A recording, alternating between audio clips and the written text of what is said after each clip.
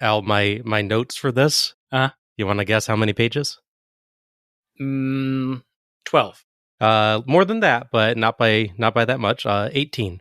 Oh, very good. I can't remember the last time I've only had 18 pages of notes. I think maybe Bunkhouse Stampede. Yeah, that sounds about right, yeah. Because that only had 5 matches? I think so, yeah. But even that had some complicated stuff to discuss, so I may not have made it on that one, I'm not sure. So, I'm thrilled. That's good.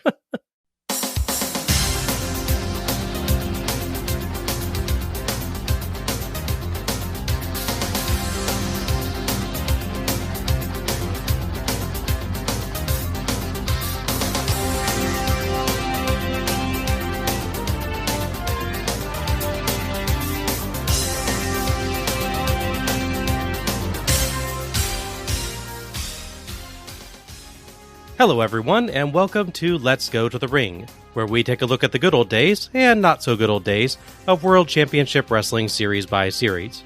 I'm your host, the mysterious Masked Super Bob Machine, and I'm joined by the similarly mysterious Super Al Machine. Who could we be? It's a mystery. It will never be solved. We'll just drive the white Hummer and get out of here. Yes. How's it going tonight, Al? It's going all right with me. How about you? I'm doing good. I'm a little sad because this is actually our last Super Show, which is just bizarre to be saying. I mean, this is the shortest series we've done, definitely at this point, right? The closest was Wrestle War had 4 shows. That sounds right. Yeah, 89 and 92, I think it was. Yeah. And Wrestle War was also a series I really loved. So yeah, why is it that the ones we love are always short? I guess maybe we love them because they're short, because they don't ever touch the NWO era, maybe. that definitely helps, yeah. Yeah. No one whose name rhymed with Tuso is booking these shows. This is true. That's also a factor. Yeah. Well, tonight we are taking a look at WCW New Japan Supershow III, which is a cut-down form of the much cooler named New Japan Tokyo Dome show, Fantastic Story in Tokyo Dome. The only way it'd be better if it was the never-ending story in Tokyo Dome. Yeah, though that would be a very long pay-per-view to watch. I mean, we'd still be watching it today, because never-ending and all. Yeah, there's always a catch. Yeah.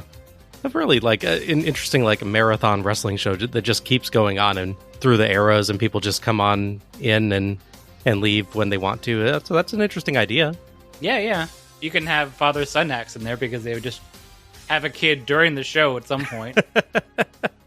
Dusty would be on the first couple of shows, and Dustin would pop up about 10 years in, Cody be here about now. It'd be interesting. Yeah. Fantastic Story in Tokyo Dome was held on January 4th, 1993 at the Tokyo Dome in Tokyo, Japan, in front of 53,500 fans per ProWrestlingHistory.com. It aired on pay-per-view in America in March 1993 as WCW New Japan Supershow III. As with prior years, I was unable to find the exact date or the actual pay-per-view numbers. It is weird that these shows that had an official air date, there's just not a record of it around. Yeah, I'm sure there's somewhere that I could find it, but I just have not been able to discover any place that has a solid record of that. Interestingly, I believe that this means, however, that it was recorded when Bill Watts was still in charge of WCW, but it aired in America after they'd changed over to Eric Bischoff, as I believe that all happens around late January or early February. That sounds right, yeah. I know on JR's podcast, Grilling JR, he talks about him having left WCW, I believe, in February 25th, I think he says, and he left in response to Bischoff being hired. Oh, okay. So that obviously affects the show in a few different ways, as we'll get to. Oh, to clarify, it's Bischoff being promoted, because he is around the company. Yes, I'm sorry. It's yes. talent. It's okay. It's not a big deal, but yeah. So once again, as a WCW podcast, we will be reviewing the WCW version of this show, which means we're going to miss out on several matches. Mm-hmm. So let's see what's missing. We have Shiro Koshinaka, the Great Kabuki, who we have not seen since our first official episode, Starrcade 83. Yep. Masashi Aoyagi and Akitoshi Saito versus Super Strong Machine, Hiro Saito, Tatsutoshi Goto, and Norio Hanaga. So it's a Saito versus Saito match there. Yeah, that's interesting. Next, and this one hurts, the Hellraisers, Hawk Warrior, i.e. Road Warrior Hawk, and Power Warrior, i.e. Kensuke Sasaki, versus the Steiner brothers for the IWGP Tag Team Championship. Mm-hmm. Now, this did end in a double countout, which makes it hurt a little bit less to miss it, but still, Hawk and Sasaki versus the Steiners in the early 1990s, and we don't get to see it. Ugh. So I had some extra credit, by the way. I found that match online. Oh, yeah? Mm-hmm. Someone uploaded it, Dailymotion, very long time ago, like 2005 or 6 is what it says, I think. It's like 17, 18 years ago. It tells you like vaguely when it was uploaded. So it's been there a while, if you're looking for it. Okay. Apparently, it ran in the UK because it's got a WSW credit and it's got English commentators on it. So it's not like the previous one of these I did, where the Vader Bigelow match, where it's just the Japanese commentary because that's the actual show. Okay. So someone did run this at some point later. Amusingly, they act like it's their match, and like there's a part where they fight to the outside. They go, "Wow, he almost fell in your lap." I'm like, "Yeah, sure, you were there." Wow. It's pretty funny. Highlights include Road Warrior Hawk press slamming Scott Steiner to the outside over the top rope. Oh, jeez. At one point, Scott Steiner puts Road Warrior Hawk in the Boston Crab, and his response is to start doing push-ups. It's very strange. Nice. I guess it's like, this would hurt me. No, I'm just gonna do some reps while I'm stuck here. It's a very Hawk thing to do. Yeah, true. The match is fairly even, although at a certain point it turns very much against the Hellraisers. So there's a section of the match near the end where the Steiners basically hit all the double teams on Power Warrior, aka Kazuki Sasaki. They don't hit any on Hawk at all. He takes the double Bulldog. He doesn't take the double DDT, but he does take a Doomsday Device. He also takes the move that took out the guy at Wrestle War. The hold the guy over your shoulder and then the elbow drop and then fall down with them. Okay. It does not take out Sasaki because they land properly. Good. Yeah. This time Scott goes down with the fall. Mm. So it's like a flat bump. And basically Rick Steiner elbow drops him into the ground, or to the mat, I should say, but all on the chest, so he's fine. Good. Yeah. Plus he's Sasaki. He's super durable. As we know, Sasaki is one of the few people in the world that has the ability to dominate the Steiners, so don't tick him off. No. One curious bit is, so during the bit where they're constantly double team moves on Sasaki, they do a Doomsday Device, which of course they started doing in homage to the Road Warriors. So Rick picks up the guy. Instead of climbing from the corner like the Road Warriors always do and the Steiners always do, Scott kind of awkwardly mounts the middle rope and then jumps off there like a springboard. Oh, interesting. Maybe he just felt like, I don't want to do it the same way as the Road Warriors when we're facing one of the Road Warriors. It's very possible, yeah.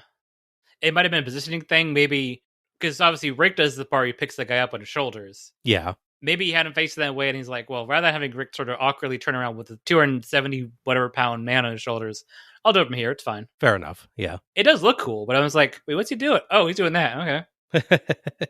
Don't worry, there is reprisal. The team of the Hellraisers do the Doomsday Device to Scott Steiner on the outside of the ring. Oh my gosh. Yeah. Sasaki just super casually gets Scott up on his shoulders, just squat lifts him basically. Roy Warhawk dives off the corner of the ring and clotheslines him. This leads to poor Scott falling into the metal barricade. Oh. And Hawk is jumping, so Hawk lands past the barricade onto the floor to the outside. Oh, jeez. Following that, Sasaki and Rick, who obviously don't take damage from that, just start fighting in the ring, but the ref is not paying attention. The ref has decided, I think half true, that Hawk and Scott are the legal men. So he's just ignoring them fighting the ring and counts them out to 20. I was going to say, there's no way that can't be the finish.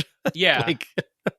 Now, I'm not as good at following that, but who's actually legal, but I'm pretty sure it was Scott and Sasaki were actually legal, but it's the finish, so. Yeah, gotcha.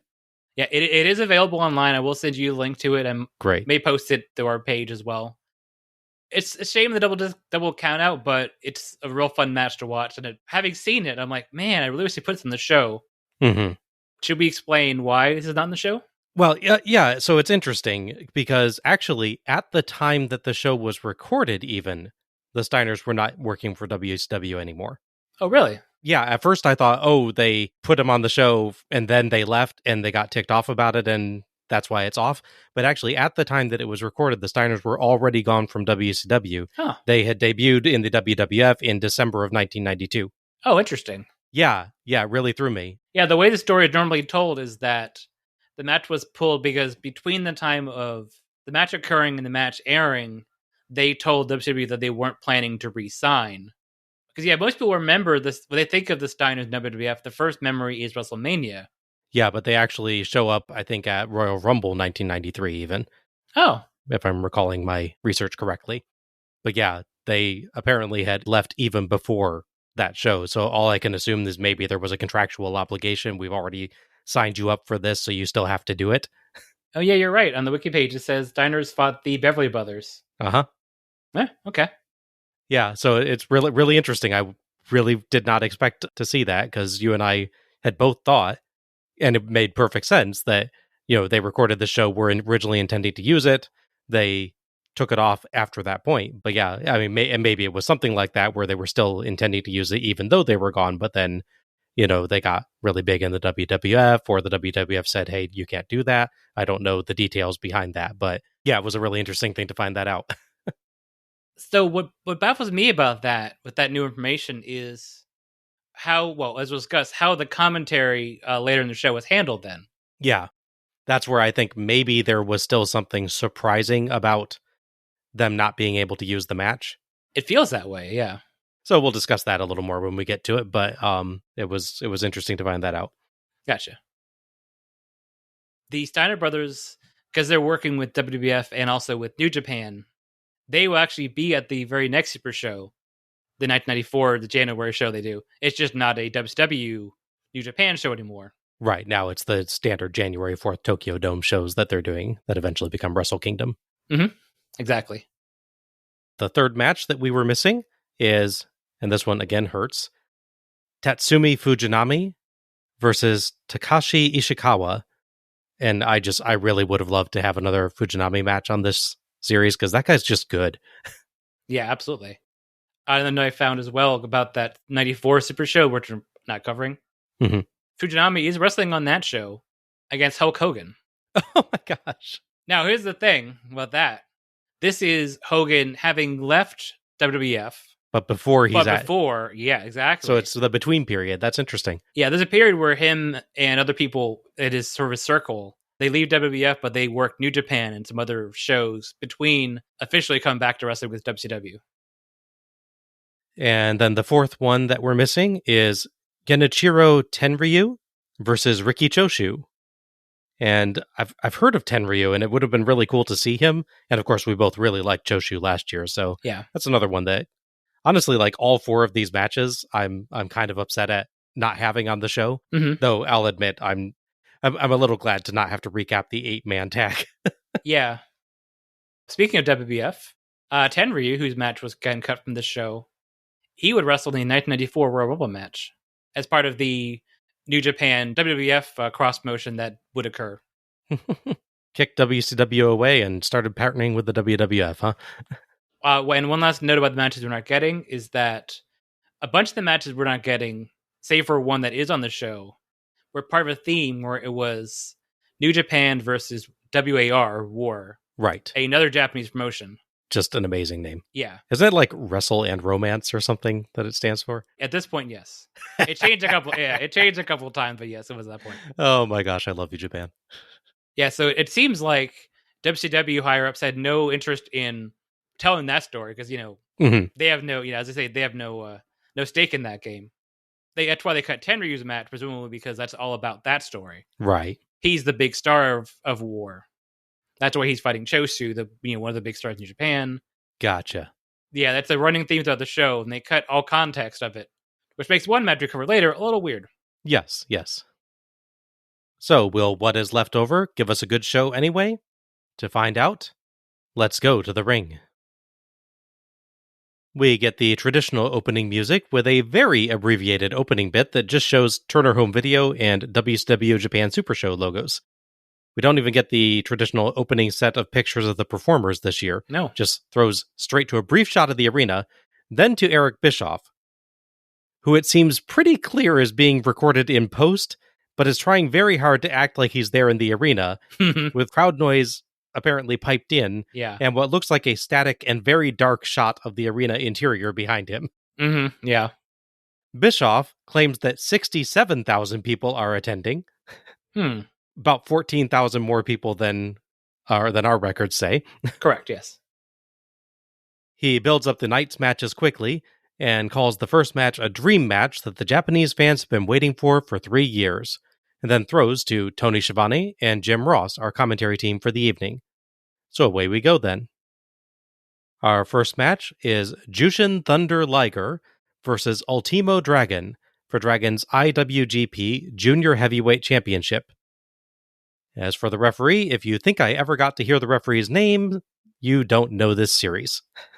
If it helps, the extra match I watched and reviewed, the English commentators nicely tell me that Tiger Hattori ref that match. Okay. It's not on this show officially, but just so you know. They said it. Yeah, well, I mean, Tiger Hattori, they actually do say the name of when he's the referee because they actually know who he is. I gotcha. So he's always the one ref that I get the name of. Dragon won the title late last year, leading to this dream encounter. Notably, Liger is, at this point, a 5-time champion. Wow. Which is impressive. You remember that the title was 7 years old. Dang. Yeah. He is all over that belt. Yeah, I would say so. And the commentary team states that Dragon doesn't actually work directly for New Japan at this point. Did you have anything on that? So apparently the situation was he was sent down to Mexico to work. He worked at CMLL, which is one of the two big promotions there. Mm-hmm. CMLL was the All Japan of Mexico, essentially, if you consider AAA to be the New Japan. While working there, he also signed with WAR, WAR. So this is another cross-promotional match as part of that series. Gotcha. On the show, they just don't explain.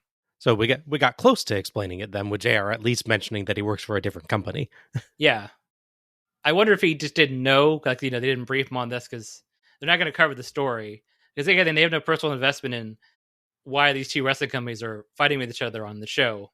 So they probably just didn't bother telling him. Considering WCW doesn't bother to tell him how to pronounce Rey Mysterio at various points. Yeah. That's not surprising. As Liger enters, Tony claims 63,500 in the Tokyo Dome, so 3,500 left between Eric's intro and the first match. That's a shame. Yeah. Guess they all had to go to the bathroom. Liger's outfit is red, white, and blue, though the cape is gold. It's very Captain America otherwise. Yeah. Ultimo Dragon, called Ultimate Dragon by the commentary team, of course, comes out in a very different look from his norm in the WCW days. He's got kind of a almost Aztec warrior-inspired entrance gear with a big headdress and cape. Yeah. His actual ring gear is much more like his normal ring gear, but more visibly scaly. Speaking of Captain America, it kind of looks like the scale mail segment of his outfit in some eras. Absolutely, yeah. That, like the shoulder piece he has that normally has more of a scaled texture. Mm-hmm. Yeah, depending on the artist, that they either draw that super detailed or they just occasionally draw little half circles on the chest at random points. How much do we want to bother with this? Yeah. Exactly, yeah. It looks super cool, though. I mean, I always love Dragon's look, but I think this is actually my favorite that I've ever seen from him for the ring gear. Mm-hmm. Yeah, I don't remember which one it is because he's done so many WrestleManias, but I know there is one year where Rey Mysterio comes out with the big Aztec headdress, which obviously he's being Mexican makes perfect sense. Yes. It looked very similar, though. Maybe I might see if I can find a compare and contrast shot of the two. Wonder if he borrowed it from him. Yeah. Wouldn't surprise me. JR, building up the importance of this match, as Dragon doesn't actually work for New Japan Pro Wrestling, notes that it's like if WCW held a show and had a wrestler from another wrestling organization there defending one of their titles. Just couldn't think of one. Yeah, kind of undercuts your point a little bit when you can't even name another company, JR. Yeah, right? They prove evenly matched with some initial counter wrestling, and pause and pose dramatically for the crowd to cheer. The crowd obliges. They move into fast-paced, complex mat work, mostly a variety of leg holds to try to take away each other's aerial strength. We get leg locks, death locks, a kind of elevated figure four by Liger, both guys folding each other like pretzels, a grapevine reverse chin lock by Dragon, a Dragon bow and arrow, cool, different variants on the Mexican surfboard hold by both, and more. They both constantly fight for position and never let a hold just lie there. It's virtually an entire normal match length before we get our first major impact move, a Liger tilt-a-whirl backbreaker for 2. That's not a complaint. It's really, really good. Oh, it is, yeah. That opens the well, so they move primarily into striking, throws, and acrobatics. Again, they're evenly matched, trading off control. Dragon cartwheels out of the way of one Liger dive. Later, Dragon slips off the top rope, but still manages to mostly land a kick, and redeems himself with a handspring back elbow, differing from Muta's in that Liger is not braced in the corner first. It looks really cool. It does, yeah. That knocks Liger out of the ring, so Dragon slide kicks him, then dives over the ropes and the barricades to send Liger and himself through some tables. Absolutely epic dive. They finally start going for pins. Dragon brainbuster, Dragon slip off the top rope into a falling headbutt, Dragon rapid suplex, Liger roll up, Dragon German suplex, all get close. Liger gets fed up and counters a whip with a flip kick, sending Dragon out, then power bombs him outside and hits a flipping senton from the top to outside. Back in, Liger German suplex gets 2, as Liger pins Dragon with one hand, quite arrogant there. A bit, yeah. Liger sustains offense for a while, and then they clothesline each other on a Liger dive, and Dragon hits a crazy flip into Liger and the barricade. Both slow to get up, understandably. Liger, amusingly, counters a Dragon Hurricanrana by just tossing him casually to the mat. Yes. Just like, no, you're not doing that. 2 counts with a Dragon Frankensteiner, Dragon Powerbomb, Dragon Drop Toe Hold, Liger Top Rope DDT. Liger hits an absolutely massive powerbomb and puts Dragon up top for a Frankensteiner for the 3 count and the win. Dragon nearly bridged out there but couldn't do it in time. Liger celebrates and listens to the crowd's cheers. JR points out the guy that hands over the belt is the current NWA president as well as an official for IWGP.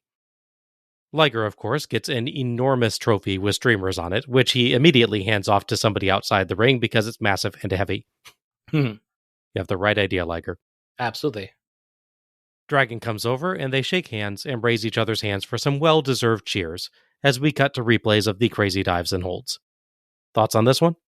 This is a great match. Oh, yeah. You really can't understate this. What I might think that's notable with this match is that it's arguably a pair of great matches. Yes. I could have had a really solid 10-minute technical match between these two. The way they constantly would change holds, they're always fighting in holds. It's never, I'm in a leg hold, I'm just going to lay here and catch my breath. There's always some activity. Like you said, they vary up the holds as well. At one point, Dragon pulls him back in a surfboard and then puts him in a headlock while he's like bridging backwards, which looks really painful. Dragon later returns the favor, give him the same hold, but putting him in basically a dragon sleeper while his legs are locked. Yes. Yeah, it was amazing. Some real yoga stretching going on there. The flexibility that these guys had to have to make those spots safe is just mind-boggling. Absolutely. But yeah, the match section's really great. And then I like how they transitioned to the striking, I guess you call it the normal match segment with that big backbreaker. It's just, here's the changeover point. Here's where we're doing this match now. It's a good emphasis point on that. Yeah. And you're like, oh, okay, we're going to get just a little bit of this before the end and we'll be happy. And then it's like, oh no, we're doing a complete second match. Yeah. We're not tired yet. It's okay. Yeah. It goes against so much wrestling logic we're used to, because generally, especially even with small guys, they'll wrestle really fast, a quick section, 5, maybe 10 minutes, depending on what time they have on the show. And then they'll start working holds. That's, again, to catch their breath and for reset. And we'll go, here's the next spot here. We got to do this, this, this, and this. But this one, they do all of that at the beginning just to show that they can. And then they just wrestle a normal match they would have after that. Yeah. It's like that whole match was just a warm-up for a normal match with them. Exactly. It's like, we could go in the back and do our stretches, or we could just stretch each other in the ring. Which do you want to do? Yeah, it's so incredible. It really is just two complete match storylines that they just cut between finally in the middle. And like you said, you would have been perfectly happy even with just the first part of this match. Yeah. But the fact that they are still able to go and give you a very satisfying second entire match plan is just amazing. Mm-hmm. I remember early on in my wrestling fandom, when I started watching WWF, they had a few going between Chris Benoit and Kurt Angle. And there's one show, I forget which one it was now. They had like a 15-minute Iron Man match that was submission only. So the whole match is basically like this match. This is half of a match. Mm-hmm. And I'm thinking, wow, this is amazing. I know it's like Nick's done that match, but I really love it. But I've also seen just straight other normal singles matches where they still trade holds, but it's much more of a striking match between Angle and Benoit. So seeing both of them squish together and then not feeling awkward or weird is really impressive. Yeah, absolutely amazing. Mm-hmm. The thing on a match like this is it's so good, you could just kind of ignore the things that don't quite go right. Mm-hmm. Poor Dragon, both of his jumps off the top rope early on just don't quite work out. It's a shame. I've seen people far worse botches. I've rarely seen the recovery of those. They go by so quickly, you're like, oh, well, I didn't quite get all of it. And then they just go on like normal. So, right. What is amazing is how well he recovers, like actually mid botch. Yeah. The first one, he legit still manages to land a kick. Yeah. It was clearly not the kick he intended to land, but he still manages to land a kick, adapting in midair to what's going wrong. The second one, he more visibly like hits the mat first and then falls into the headbutt, but it's still like far from the worst botch that you've seen. Oh, yeah, absolutely.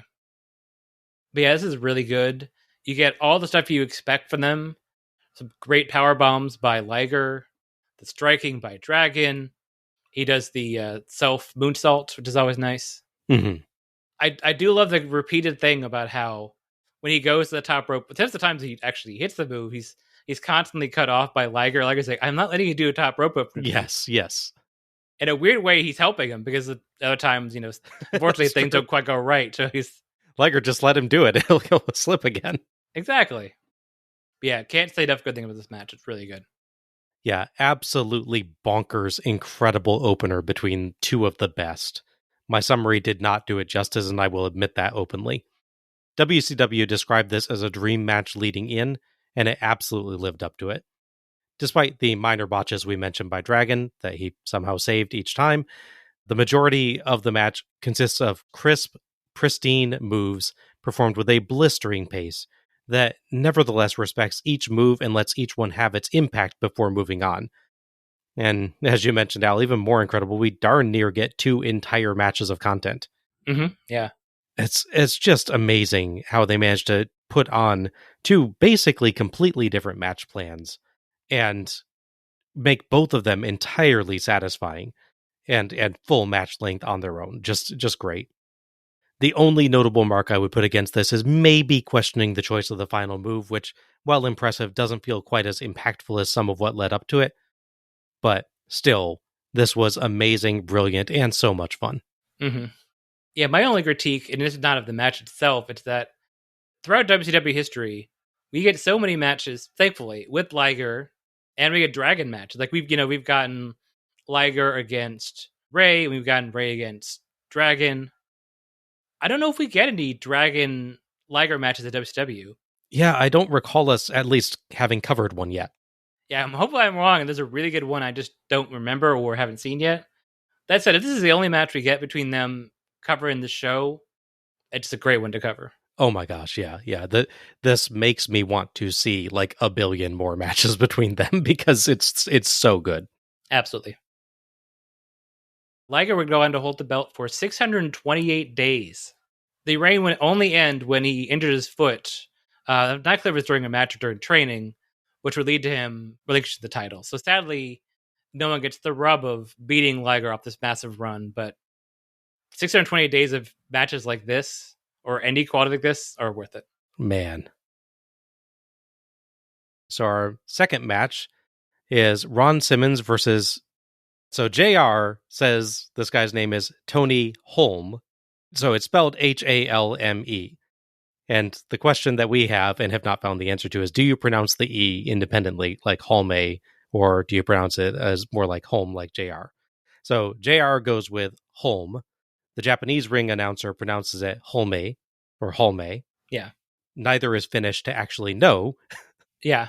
So since we're a WCW show, I'm just going to say we'll go with JR. Okay. I have no idea which one is actually correct. Fair enough.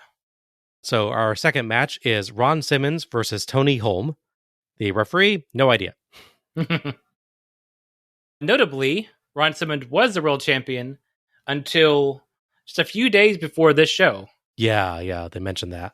He lost the title at a house show they held on December 30th to Vader, the guy he beat for the title back in August. Okay. So by all accounts, this was booked by New Japan and WCW as a WCW title match between Tony Holm and Ron Simmons, but now it's just a match they're having anyways. Poor Tony Holm, then. Yeah, right? Lost a world title shot because they didn't book a match between you and the WCW champion. They booked it between you and Ron Simmons. Yeah, right? To be fair, it would have had to fight Vader, so That is true. Maybe he was like, oh, good. it's like, do I get to pick who I fight? I'm not really invested in this title, but I'm invested in walking. So if you don't mind, I'll fight Ron Simmons. Yeah. Which, not to say Ron Simmons couldn't beat the crap out of you, because obviously he could and did. He's a tough dude. Yeah. But yeah, I mean, he's not going to flatten you like Vader will. So Correct. He's not going to put your face over a scary helmet and blow hot steam into it. That's true. He's not going to steep you. Notably, Tony makes the cut this year. Last year, he was actually on the show in a match against Scott Norton, but they cut that. Okay. Simmons gets an entrance wearing FSU colors, complete with a tomahawk logo on one leg of his tights and pride on the other. Mm-hmm. Holm is already standing in the ring. JR notes that this is going to be slower paced than the previous match, but that just about anything would. Fair enough. Absolutely. They ward each other off with punches to start, and Holm proves the stronger by shoving Simmons away on several lockups and no-selling shoulder blocks. But Simmons outsmarts him with a drop toe hold and lands clotheslines, a double-handed bulldog, and a pile driver for 2. Holm just kind of stands there on a Simmons diving shoulder block, and Simmons awkwardly falls sideways. I don't think that went how they wanted it to. Yeah, it didn't look right. Holm takes over with heavy strikes, gaining 2 counts off an elbow drop, sidewalk slam, and spine buster, and decks Simmons out of the ring. Simmons sells being stunned really well. Mm-hmm. Just like trying to shake it off out there. Really, really good spot from Ron. Oh, yeah. Back in, Holm power slam for 2, and Tony notes that Simmons used that move to win his world title. Simmons power slam for 2, and it seems like Holm almost fell out of his grip there. Simmons gets 2 with a couple roll-ups, then hits a somewhat disappointing spinebuster for the 3 count and the win.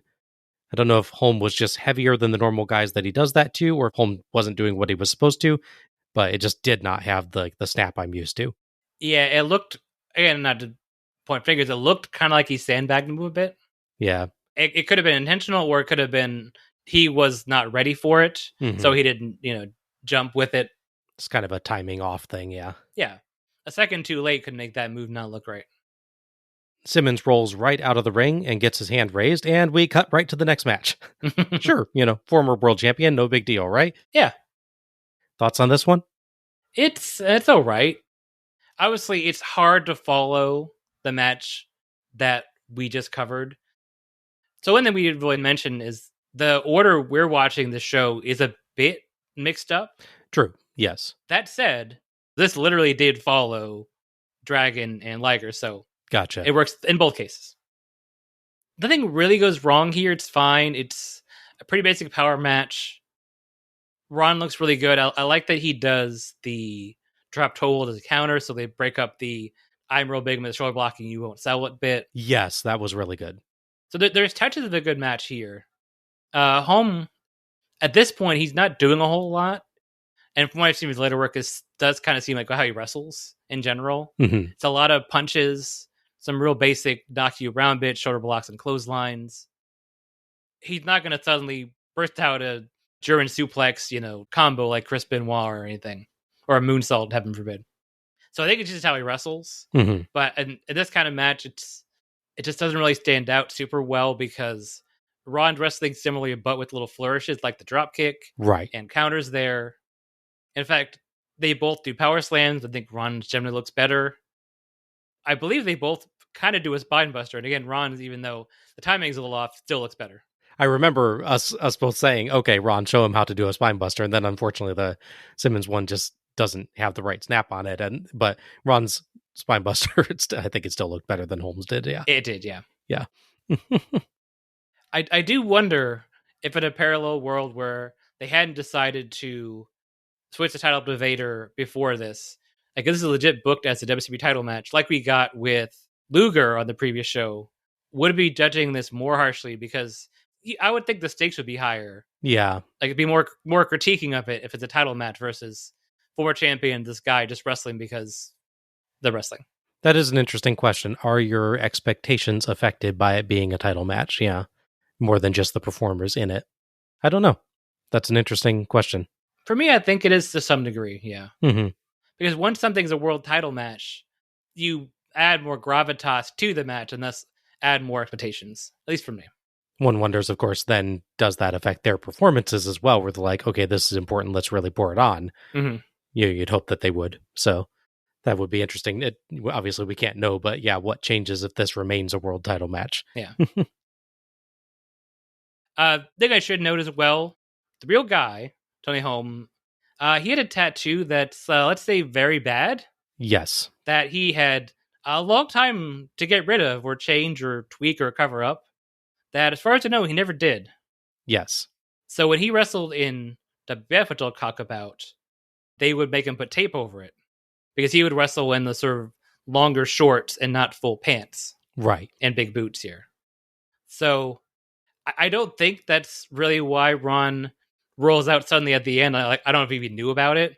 But putting those two things together, the guy with the Nazi tattoo on his leg, and then Ron's quickly out of the ring, got to go by. Yeah, I don't know.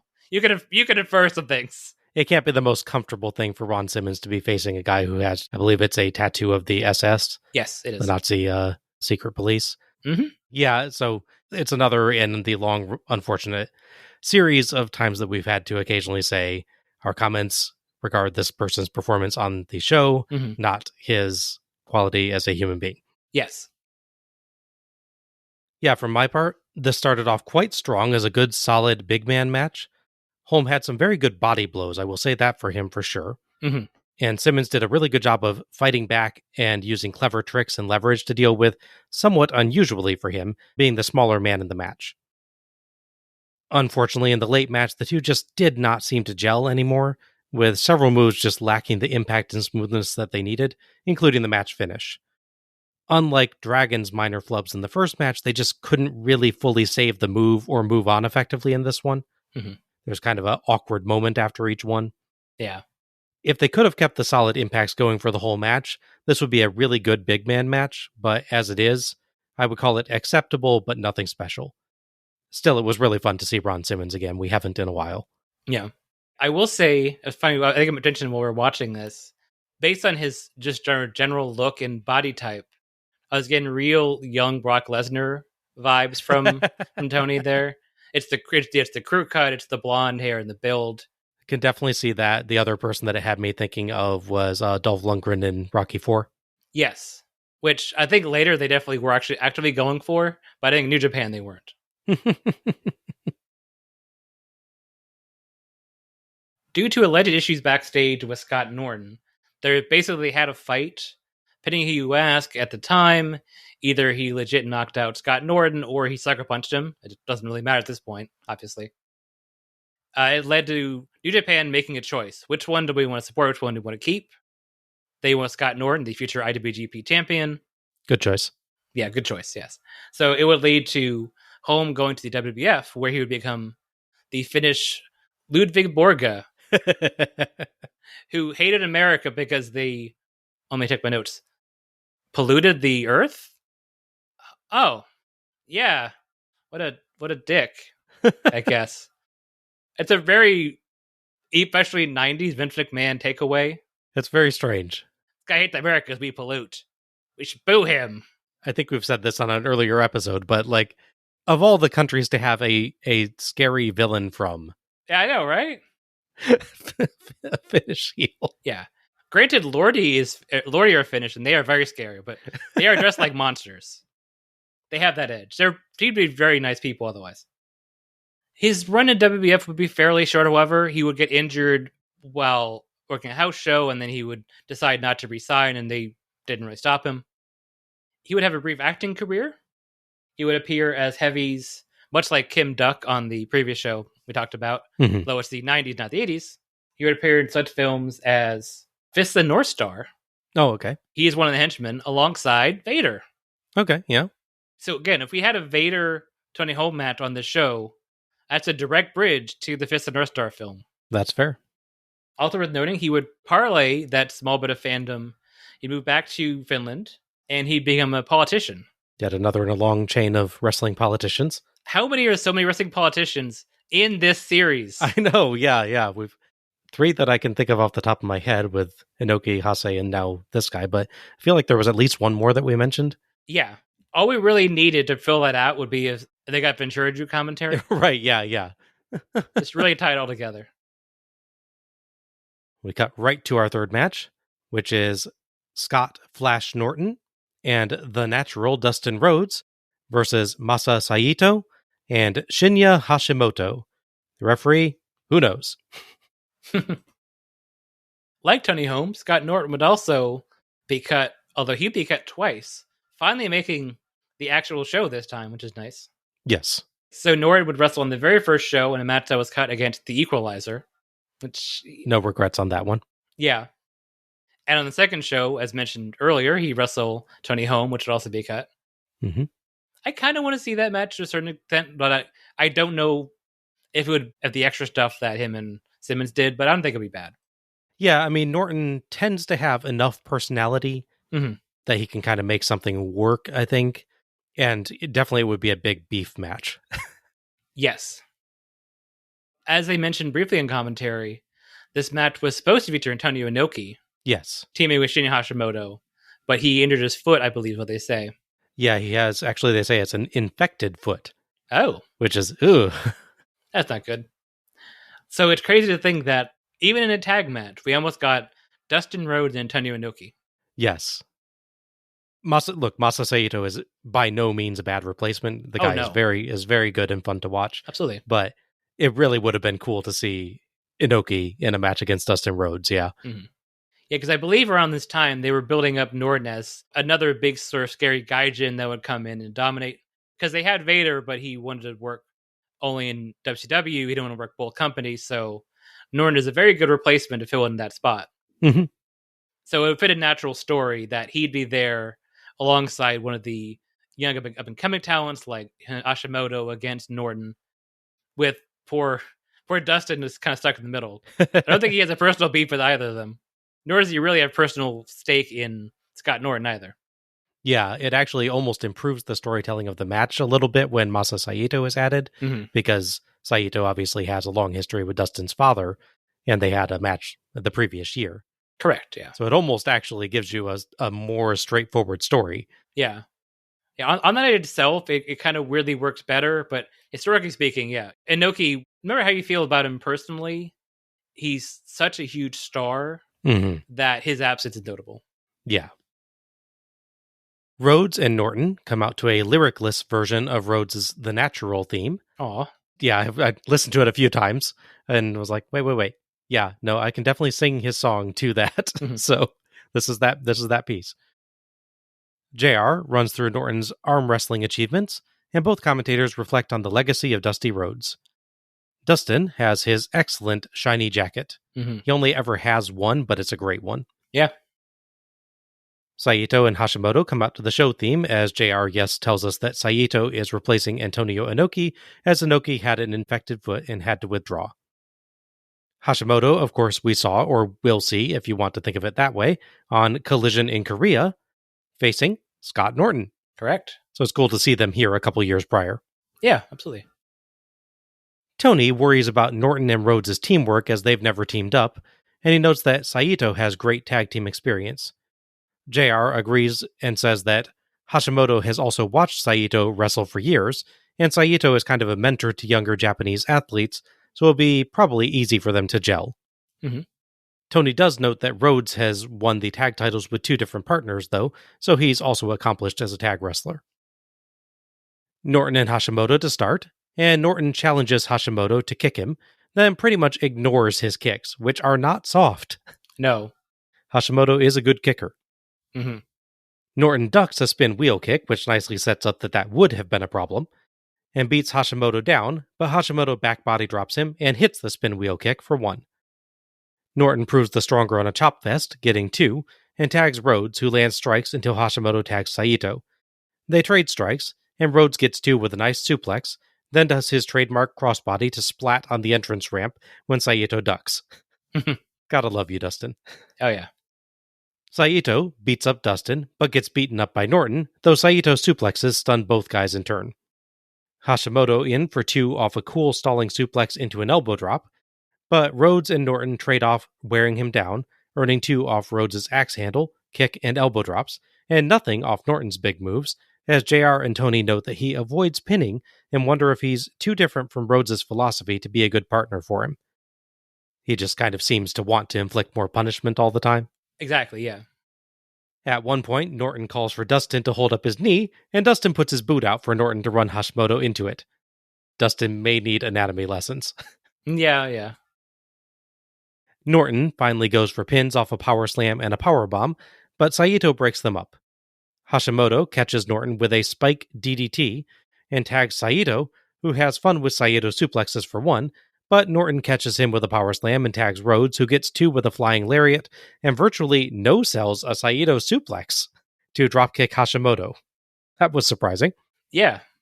I don't know if Hashimoto maybe started getting in a little faster than he expected, so he had to spring up, but you don't normally see them no-selling that. Yeah, it's true. Hashimoto kicks the crap out of him, gets 2 counts with a spin wheel kick, big clothesline, and sideways DDT, as Saito can't stop Norton saving, until Hashimoto hits Rhodes with an enziguri for the 3 count and the win, as Saito does finally stop Norton. I kind of wonder if the enziguri was being used as a tribute to the missing Inoki, since that's his move. But that's fair. I don't know if Hashimoto just also does that. It'd be interesting if they didn't really change the match booking at all for Inoki. And we wrote down enziguri kick wins the match, so... Can you do it, Hashimoto? Yeah, sure. I'm okay. Yeah, of the 2, I'm pretty sure... I don't know. I can't picture Saito doing that. He might have been able to. Hashimoto looks like he has a nosebleed as they celebrate. I didn't catch exactly when that might have happened, but really looks like he's got a little bit of blood coming down. Yeah. We cut straight to Eric Bischoff. This show wastes no time. Yeah, right? It's a brisk presentation. Thoughts on this one? I thought this was a pretty good tag match. My only real issue was there wasn't a ton of variety to it. Norton is very good at the things he does, especially at this point. The problem is the things he does are mostly clotheslines and throwing his body at you, which do look good and they look good. It's just I kept thinking, he's gonna do is he gonna do more suplexes or something different than a regular power slam? But not really. I do like that Norton kind of does the falling fridge a la Vader. Yeah. To Hashimoto. Although the timing of that one looked weird. Like Hashimoto is not quite up when he gets run into. So it's like Norton threw his body at him, but aimed his knees at his chest, essentially. Yeah, I think I remember the spot you're talking about. Yeah, I remember thinking that looked a little bit weird, but it did look cool. Yeah.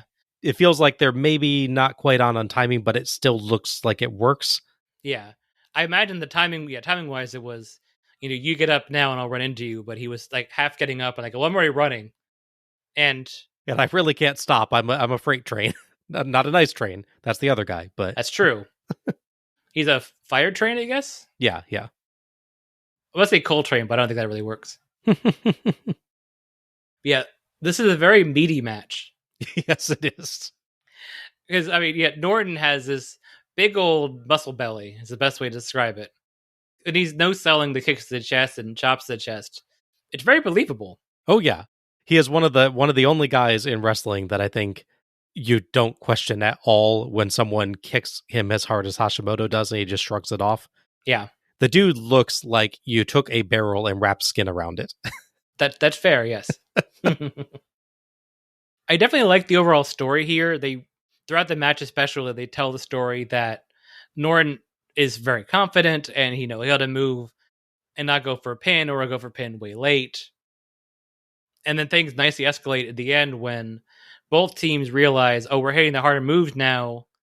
I actually need to break up the pin because I'm not sure if my partner is going to kick out or not. Mm-hmm. I do wonder, but like the third time, Norton's getting really tired of being hit in the back of the head and back by Hashimoto running in to hit him. It's like, come on, man. Because you see Dustin, at one point, when Dustin breaks up a pin, he runs in and basically rolls, I think it's Saito, off of him. He just like shoves him off them. Yeah. Norton's probably like, can you do that to me, please? You keep hitting the back of my head. It's really uncomfortable. That does play into the story of the match towards the end nicely because he's knocked out of the ring from that blow, so he's not able to get in time at the very end. Yeah, and Saito gets there a little bit sooner than he did on the previous attempt, so kind of like manages to stay in his way, where in the previous one, Norton was able to dive past and get to him. Exactly. Yeah, it's one of the things I always wonder how the match would play without Saito, as good as he is, and with Inoki. Obviously, there's no way to know. Yeah. But I still enjoyed the match quite a bit. Yeah, this was a really good, solid tag match with two good teams that both engaged in some really nice storytelling work. I really enjoyed Hashimoto in particular. He had some tremendous kicks and neat variants on suplexes and the DDT. But everyone did good work here, and Norton brought some tremendous personality to the match. Mm-hmm. The tale of Norton's power and arrogance and Rhodes' faster speed and discipline was a good one, and the commentators played it up really well. I like that Norton and Rhodes, despite having different styles and philosophies, didn't really argue. No. They still tried to work together consistently and had good interactions, just had different styles. I maybe could have done with Norton's arrogance more visibly costing the team, though you can certainly make a case that they might have won off of some of his earlier moves, so that's the cost. It could just be a tad more visible that he does something arrogant and actually gets kicked for it or something leading up to the finish. Yeah, I mean, you do get the moment where he does a superplex and doesn't even bother trying to pin the guy. That's the thing. Definitely, there's a strong portrayal that they could have won earlier and didn't because he didn't bother with pins because he was too busy having fun. Yeah. But they just don't have that strong, oh, this is why you lost, that I kind of felt. I felt like it was building to, and it didn't have that. Yeah, I can see that. Otherwise, a really enjoyable tag match with a good mix of styles on the teams. Quite nice. So about a week after this show was taped, not aired, no, mind you, they would hold the finals of a U.S. title tournament to crown new champion Rick Rude's absence. As you recall, from Starrcade 1992, his neck was injured, which took him out of his WCW title match, and thus also out of future U.S. title matches. As he was stabbed in the back by a neurosurgeon, as I recall, was his line. Correct, yes. That's the one, yeah. That is exactly what he says, yeah. It's funny that line that sticks with you after... I don't know how long ago that show was. But It's been a while, yeah. It has been a while, but yeah, as soon as you say it, I remember exactly how he said it too. I remember because he pops up behind the commentators, he's yelling at him. Yep. He has no mustache, which really threw me at first. Yeah, I immediately picture that moment. So that is a testament to Rick Rude's legacy and endurance as the character that I immediately remember that from 3 years. I don't know, 3 years out, let's say. Yeah. Yeah, so Dustin would end up winning the U.S. title, leading to some matches that will be covered as part of the Beach Blast series with him and a returning Rick Rude. In the meantime, he would have a title match set for Super Brawl, which is in February. The match was booked to be him against Ron Simmons, but unfortunately Ron Simmons got injured between these shows and did not end up wrestling that match. As for Saito, he's wrestling New Japan. As I mentioned before, the very next show involves Hogan and his buddies showing up. Believe it or not, they booked Masa Saito to lose to Brutus Beefcake. Oh. Yeah. That happened. That happens in, I think I wrote, happens in May at the next big New Japan show. Wow. Yeah, so many people we could lose to, and they beefer. I mean, he is an important character in the WWF. Yeah. So, in place on the card, it's not, an insult. But no, just in terms of the match quality, I'm sure it was. I'm sure Saito did what he could. Yeah. Goodness. Yeah, I was surprised to read the result. Like, really? Okay. I will say this is the first time that I believe we've had Masa Saito on one of these shows, and JR does not say Japanese version of a Steiner. Oh, yeah. Probably because the Steiners are already gone from WCW at that point. Yeah. You're told not to mention their names, I imagine. We cut immediately to Eric Bischoff, who praises the action and briefly builds up the upcoming Muta versus Chono and Sting versus Hase matches, then throws right back to Tony and JR. That was kind of pointless. Yeah. So our fourth match is the Great Muta versus Masahiro Chono for Muta's IWGP World Heavyweight Championship and Chono's NWA World Heavyweight Championship. The referee for this one is Tiger Hattori, the only Japanese referee name that the WCW commentary team actually knows. It's a tale of almost parallel runs to get here. Muta would win the championship from Riki Choshu in early August 1992. Literally 4 days later, they would hold the final match as part of the G1 Climax tournament, which, due to the vacant nature of the NWA title, due to complicated nonsense bickering between WCW and NWA, would be for that title. So 4 days later, from Muta win the title, Chono would win the NWA title. Notably, as I mentioned on commentary along the way, it's not the finals, I don't believe, but he does actually beat Muta during the tournament, which helps him get enough points to win the whole thing. Also worth noting that the two of them, between that event and this one, would have held a match at Starrcade 1992. Yes. Notably, that match, as we said at the time, very technically sound, very well done. It's just there was no heat to it at all. I remember us all saying, this is a match that we should like better than we do. Yeah. And just feeling so unusual with watching it and even recounting the moves that they were doing in the match, I was like, I should like this more. Mm-hmm. But I just am not really enjoying it at the time. Yeah. Yeah. There's some sort of hard to define, that je ne sais quoi is just missing from that match. And it's two very talented people.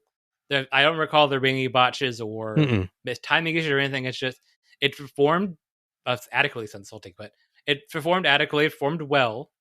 Maybe better to say that. Mm-hmm. Yeah. But yeah, there's no heat to the match. The match goes on, the crowd didn't seem super invested. There's no extra sort of level of ferocity or energy in the match. They wrestle it and it's fine, but it's not just even disappointing, really. It's maybe underwhelming is a nice way to say it, but yeah. Yeah. So we have another chance on this show, just barely, 2-3 weeks later, see if they can do a better job. It's time for both titles. Though notably, Bischoff and then Tony only say that this is for the NWA title. They don't mention the IWGP one being included in the stakes. So make of that what you will. Yeah. But I definitely have read in other places that it was for both, so maybe we're only concerned about the NWA. Exactly. Chono, in green and white, looks terrific with the big gold belt. Mm-hmm. The commentators name drop Flair, Luger, Sting, and Chono's trainer, Lou Thez, as former NWA champs, so we're past any Flair bad blood at this point, and he can be mentioned again. At the time this show originally aired in Japan, Flair was still with the WWF, but by the time it was on pay-per-view in America, he was back in WCW. Mm-hmm. Notably, of course, Lex Luger is with the WWF at this point under his The Narcissist gimmick. Yes. JR and Tony discuss Chono coming out first as champion, theorizing that it's because Muta always makes such an entrance. But of course, this match is actually for both titles, so both are champion, and Muta's title is the Japanese one, so it kind of makes sense that he'd come out in the normal champion order. Yeah. In theory, it would be interesting if they had a second ramp and they came out at the same time because they're both champions. That would be awesome, actually. I kind of want to see that at least once, yeah. Yeah. Muta does make quite an entrance, showing up as a shadow behind paper first, then tearing through it. He's got white sparkly ninja gear tonight. Mm-hmm. JR and Tony discuss Muta's split personality centered around his face paint again. JR says his real name is Kenji Muto, rather than Kiji, which gets Tony doing that too. Yeah. The face paint is white today with red kanji characters. Mm-hmm. Muta sprays some green mist as we get started. They go for arm holds to start, and Chono gets the better of some mat wrestling, so Muta rolls out and grabs what looks like a scary spike from under the ring. Yeah. But the ref quickly takes that away because murder is definitely DQ worthy. Yes. Back in, Muta lands kicks and the power drive elbow and a cross arm breaker, but Chono works his leg with kicks, a leg lock, scissors, leg scissors, sorry, not scissors. Those are also illegal. Yes, those would also be illegal. And a leg grapevine. Muta throws Chono out and to the barricade. Tony points out that Muta pauses for a while between each move, thinking that he might be indecisive having lost to Chono once before. I think he's more going for intimidating mystery myself, but I think it's a good theory. Muta top rope chop, and he throws Chono back out over the top rope to the ramp. JR, still bitter, notes that that's not a DQ in Japan. Yes, it's very bitter. Muta hits a one-handed bulldog, then an absolutely massive clothesline after charging much of the way down the very long elevated entrance ramp, sending himself hurtling into the ropes from the force of it. Mm-hmm. It's a great way to sell how hard you hit somebody. Oh, absolutely, yeah. Muta poses in the ring for the crowd, but a ticked-off Chono decks him. But Muta interrupts the top rope move with a superplex, then gets 2 counts with a Saito suplex and a German suplex. Handspring elbow, but Chono dodges the moonsault and smoothly locks on the STF. Muta at first can't find the ropes as Chono is actually covering his eyes, but he works his way clear and gradually makes it to them. Excellent standing dropkick by Muta, but Chono gets 2 counts with a float over on a suplex into a roll-up, a diving shoulder block, and a powerbomb. Most of Muta's face paint is gone by now. He really needs to talk to Sting about more durable face paint. Yeah, absolutely. Muta tries the moonsault, but Chono gets his knees up. Chono up top, but Muta sidesteps a diving shoulder block and throws him down, then hits the moonsault. For 2. Massive reaction to that. Muta up top again, and he hits the moonsault again, and presses extra super hard on Chono for the 3 count and the win. He just really gets up and presses down with both hands and his knees, I think, on Chono's chest. Yeah. And neck to make sure that he stays down. Mm-hmm. Muta gets his hand raised, and we cut to a quick replay of the final moonsault before we cut right to the next match. For the world title match, WCW. Mm-hmm. Seriously. Holy crap, it's one of your belts this guy just won. Did Vince Russo edit this? Makes you wonder, yeah. That's the only other type of show that I've seen this pacing. Mm-hmm. Thoughts on this one? For me, this is a much improved match from the Starrcade match. Mm-hmm. Whatever we can't quite explain is missing from that previous match, intensity or crowd, it's definitely here. Mm-hmm. These guys wrestle each other a lot. It really shows. They're both real pros at this. They find just the right amount of times to counter without making the other guy look bad, because you're constantly getting all of his moves. What's the point of this guy?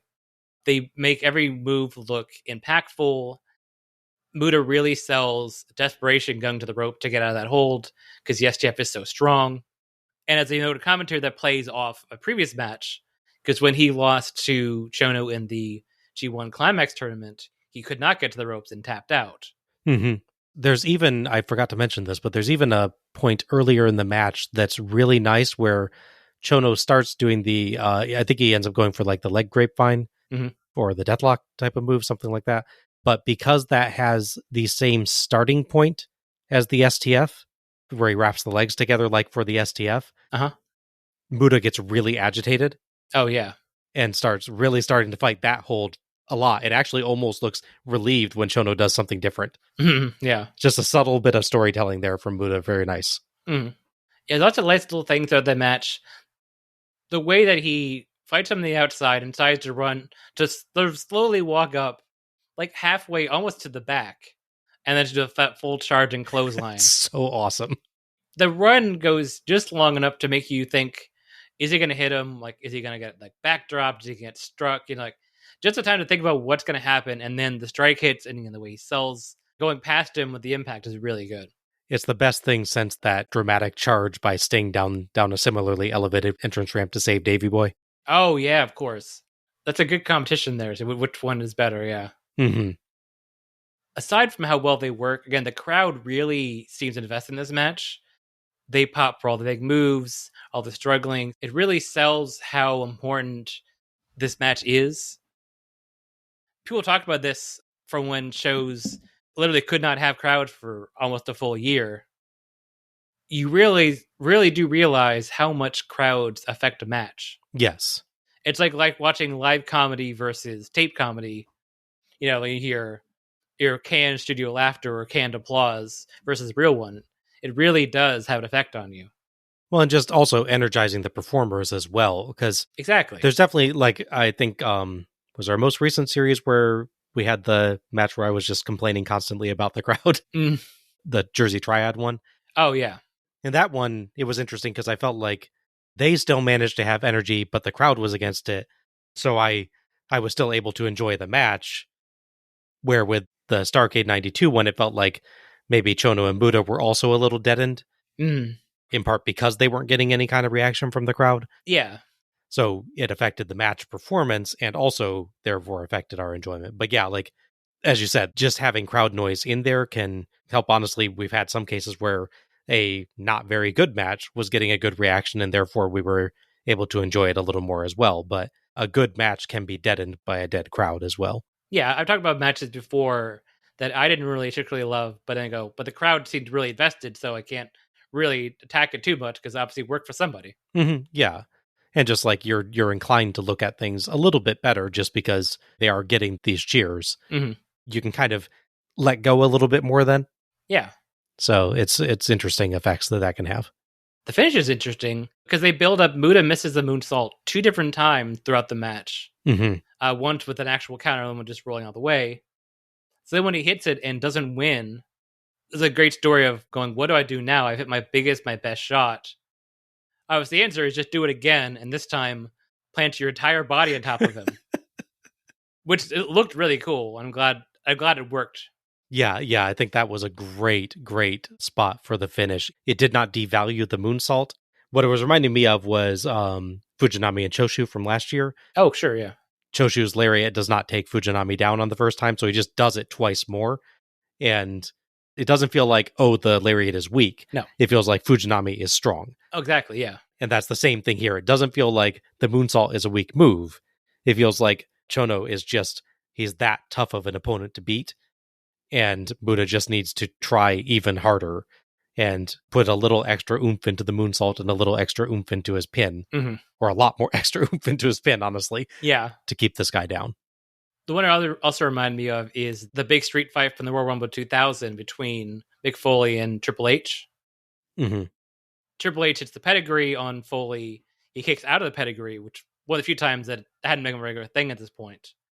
So now in that case, what happened was Triple H just getting the pedigree again, but this time onto the thumbtacks, which are part of the match. Yes, ow. Obviously, it's a little different, but it's still the idea of, hit my finish, rather than losing all hope, let me just do it again, find a way to make it more impactful. Again, in his case, it was the move and not the pin. In Muta's case, it's the pin, not the move. So it works either way. Yeah, very interesting.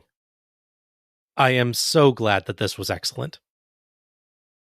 As you said, these guys fought at Starrcade 92 and we were kind of underwhelmed, but this one delivered on the drama and intensity that one was missing in spades. With Muta and Chono both in their element, pulling out big moves, calling out to the crowd, and building a detailed story with lots of good counters and spots where they just clearly learned from earlier matches and from this match. They really did a good job building up the moonsault as important, with Chono working hard to counter it until he just couldn't anymore. The early counters really got me watching for it to finally hit. And so, as you said, when it does hit and still doesn't do the job, it was genuinely shocking. Yeah, so Muta hitting it again and just putting on one of the most forceful pinfalls that I have ever seen. Pushing down with his entire body weight to make sure Chono stays down felt just really epic. This match redeemed this pairing for me, and I'm really happy about that. Mm-hmm. There's no question these two could have a really great match together.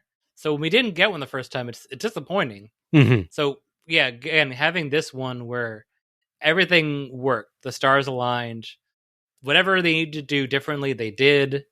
And yeah, it's a great match. Absolutely. Just terrific match. Mm-hmm. Muta would next appear at Super Brawl in February, where he'd be defending the NWA title against Barry Windham, Okay. who of course we saw in the previous Super Show. Mm-hmm.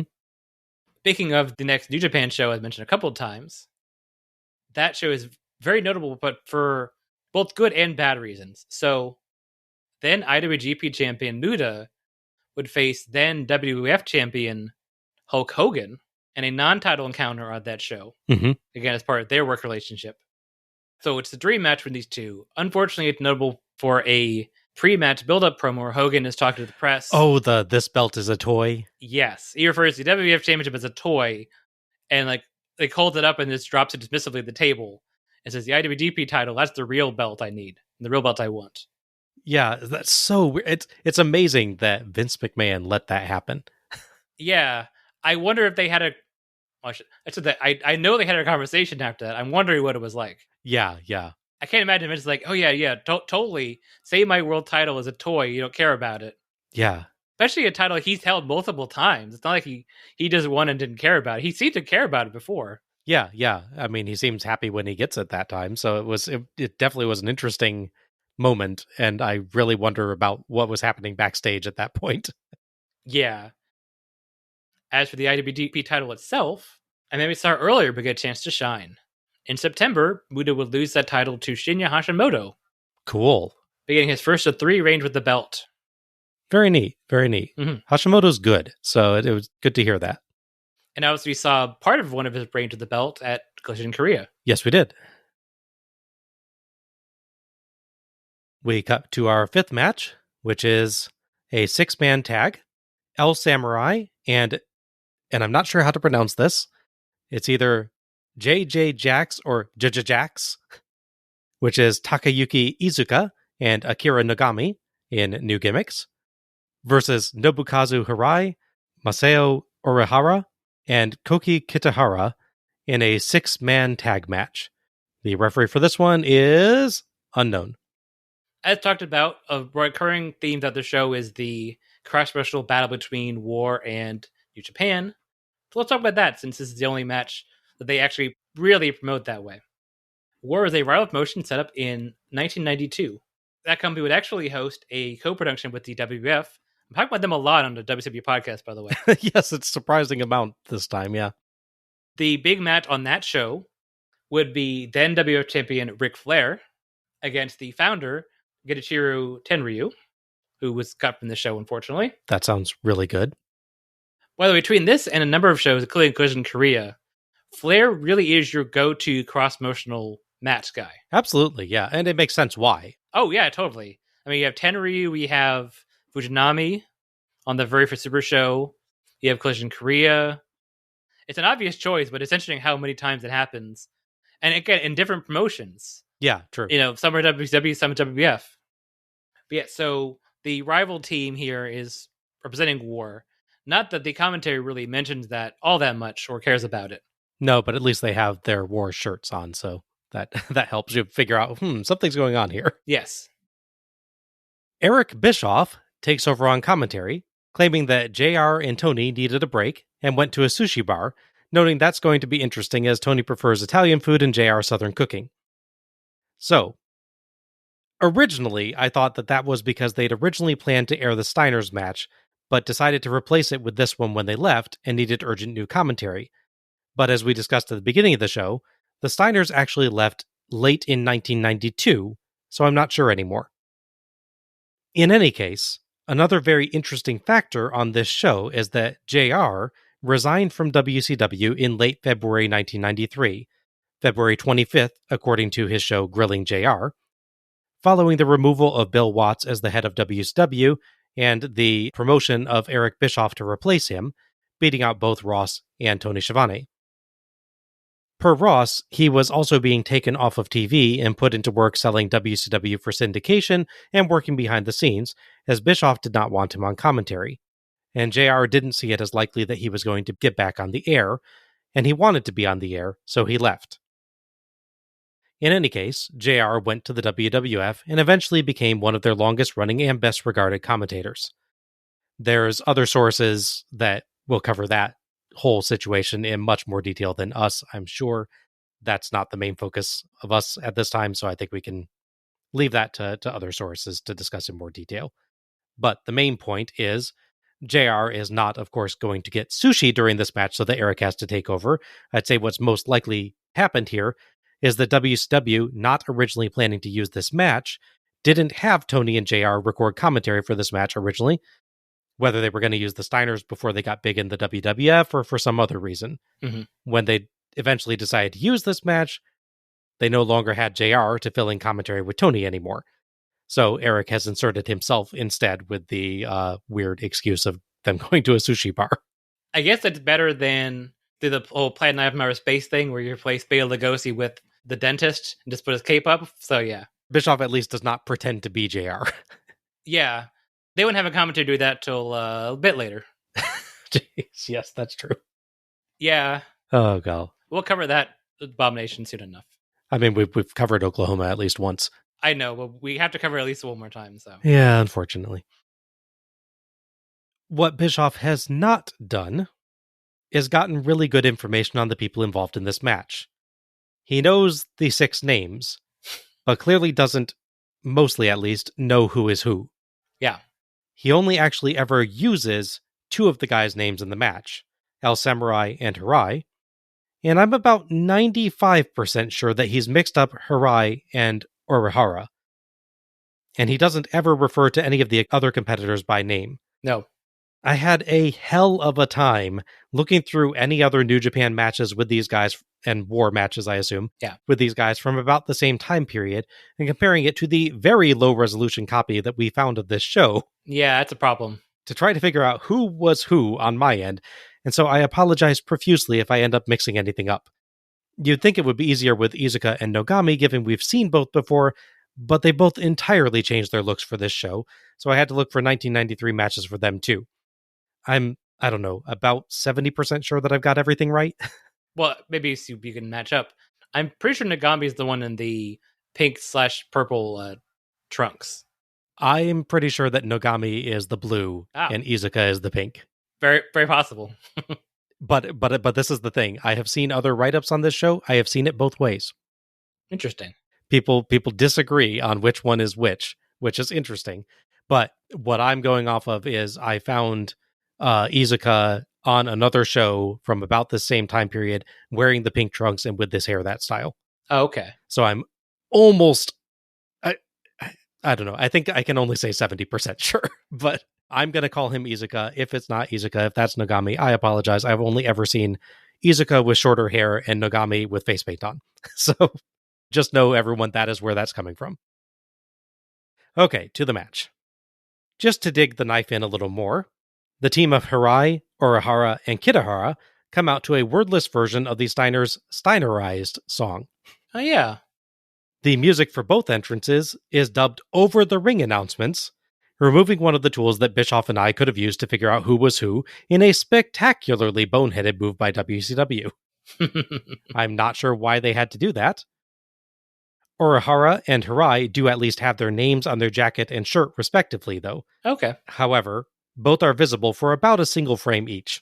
Yeah. But that is something. Okay, I'm going to stop ranting about how hard it was to do this now, but it was hard, Al. I just want you to appreciate that and comfort me. I feel for you. Thank you. During the ring intros that are dubbed over, the camera guy gets several unfortunate shots directly of Iizuka and Hirai's buttocks. Seriously, dude, move. Mm-hmm. Yeah. Handshakes are offered by the team of Hirai, Orihara, and Kitahara, and Iizuka looks really smug. Orihara versus El Samurai to start. Bischoff is going to continually call Orihara Hirai for the duration. I'm 95% sure that I'm right on that one. El Samurai dominates with his power, but Orihara uses speed and agility to regain the advantage. We trade off to Iizuka and Kitahara, and it briefly seems like Bischoff might actually know which one is Kitahara, but that's only because Kitahara happened to get into the ring while Bischoff was listing all 3 guys on the team, and it just accidentally aligned. They're pretty even, doing some counterholds. Kitahara tags Orihara, but he quickly ends up in the other team's corner, and Iizuka, Nogami, and Samurai trade off demolishing Orihara's legs for the next several minutes, with stomps, leg locks, single leg crabs, and more. I'm still a little worried at this point that I've mixed up Izuka and Nogami because the guy I'm calling Izuka does a single leg crab quite like Nogami did on a previous show, but then so does the guy that I'm calling Nogami, so I'm pretty sure I'm right based on the matches I found. Anyway, Kitahara makes some saves, but they keep beating the crap out of poor Orihara. About the time you start wondering if he insulted their mothers backstage, he finally tags Hirai, who gets some good drop kicks and a nice vertical suplex, but eats a samurai punch and slap, then gets overwhelmed by samurai Izuka Nogami teamwork. Orihara tries to save, limping, nice, and it takes multiple kicks to free Hirai from an Izuka Scorpion Deathlock. Hirai eventually escapes and tags Orihara, who had to be thinking, come on, buddy! We've got a third member of our team. Yeah, right? Orihara gamely charges in and lands a dropkick, then gets grabbed and beaten down by the whole team again, including El Samurai possibly accidentally inventing the Styles Clash, as it looks like he fell over during a piledriver attempt. Yeah, I can see that. Seriously, does Orihara owe these guys money? That's my line. Sorry. No, that's fine. Orihara finally stuns El Samurai while Kitahara has him distracted, and tags Hirai, who hits one dropkick before getting thrown to the mat and beaten up. Orihara saves off a Nogami splash, and Hirai tags Kitahara, who actually blessedly gets some offense for a bit with kicks and a German suplex for 2, only for Nogami to jump kick him and tag Izuka to run wild with drop kicks like Nogami was making a hot tag after a long beatdown. Kitahara kicks him down for his insolence and tags Orihara, then throws Hirai and Orihara in turn into Izuka. Orihara immediately gets kicked flat and powerbombed for 2 as Hirai saves, but Orihara is unconscious. Legit knocked out by the powerbomb. They do another couple pins on him while they try to rouse him, but he's out good, so everybody into brawl briefly, and Izuka ends up in alone with him and just pins Orihara for the 3 count and the win. Orihara did move a little on the final pin, but clearly was not able to continue. The victors pose as Hirai goes to check on Orihara and signals that they need some help. As we cut, it looks like Kitahara and some staff are coming over to check as well. I did check, by the way, on Cage Match, and 1, Orihara has a long career after this point, and 2, he in fact wrestled literally the next day. Oh, wow.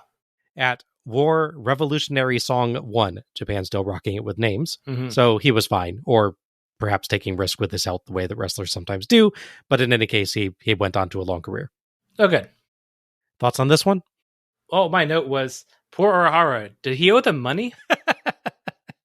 It's interesting, because so this match, regardless of why it exists on here, like whether, the timeline is unclear, it feels so weird to be here. Because again, they don't have any interest in this whole War versus New Japan thing on the show as a whole.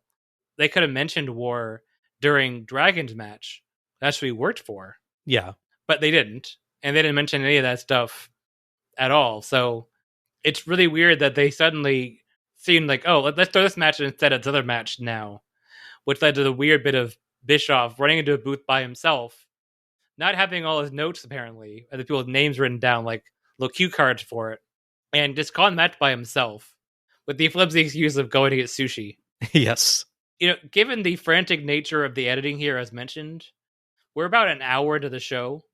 So if Tony and JR needed to break an hour into a show, how are they doing any pay-per-views? Yeah, when they regularly do like 2.5 hour pay-per-views just fine, yeah. Like, I know he's trying to be cute and all, but it really stands out.